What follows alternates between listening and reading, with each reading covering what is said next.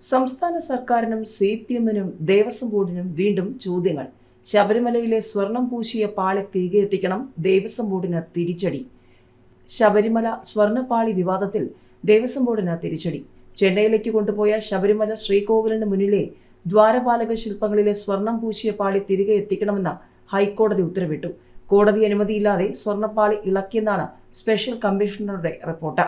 കോടതിയുടെ അനുമതിയോടെ മാത്രമേ സന്നിധാനത്ത് സ്വർണ്ണപ്പണികൾ നടത്താൻ പാടുള്ളൂവെന്ന ഹൈക്കോടതി നിർദ്ദേശം പാലിക്കാത്തത് ഗുരുതര വീഴ്ചയാണെന്ന് വ്യക്തമാക്കിയാണ് കമ്മീഷണർ ഹൈക്കോടതിക്ക് റിപ്പോർട്ട് നൽകിയത്.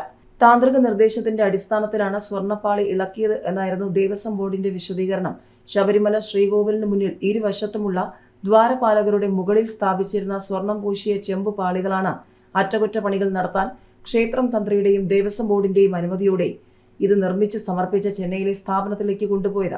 തിരുവാഭരണങ്ങളുടെ ചുമതലയുള്ള തിരുവാഭരണം commissioner, Sabarimala administrative officer, Sabarimala assistant executive officer, Devaswom smith, vigilance police sub inspector, Devaswom വിജിലൻസിലെ 2 പോലീസുകാർ, 2 ദേവസ്വം ഗാർഡ്, ഈ പാളികൾ വഴിപാടായി സമർപ്പിച്ച സ്പോൺസറുടെ പ്രതിനിധി എന്നിവർ ചേർന്ന് സുരക്ഷിതമായ വാഹനത്തിലാണ് ചെന്നൈയിലെ സ്ഥാപനത്തിലേക്ക് കൊണ്ടുപോയതെന്ന് ദേവസ്വം ബോർഡ് അറിയിച്ചിരുന്നു.